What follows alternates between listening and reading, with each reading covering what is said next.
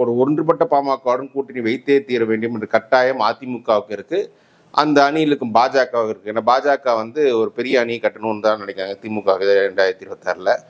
அதில் பாஜக தான் நம்பர் 2 பார்ட்டியாக இருக்குது. இப்போ பாமக வரதால இப்போ அந்த பாமகவும் அந்த அணி இருக்கணும். ஏன்னா பாஜகவை பொறுத்தவரை நம்ம எடுத்துக்கிட்டோம்னா அந்த கட்சியின் வளர்ச்சி பெரும்பாலும் சென்னை, தென் மாவட்டங்கள், கொங்கு மண்டலத்தில் இருக்குது. வட மாவட்டங்களில் அவங்க பெருசாக வளர்ச்சியே கிடையாது.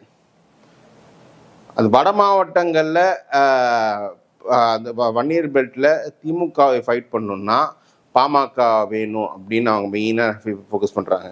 அதுவும் திமுகன்றது இப்போ விசிகாவுடன் ஒரு தொடர் வெற்றியில் இருக்காங்க, இப்போ பெரிய சோஷியல் கோலிஷனாக இருக்காங்க. இது இல்லாமல் நான் வன்னியர் ஓபிசிஸ் ஓட்டு அங்கே போகிறதால வன்னியர் கன்சாலிடேஷன் பண்ண வேண்டிய தேவை தேசிய ஜனநாயக கூட்டணிக்கு இருக்குது. அது பாமக இருந்தால்தான் முடியும்.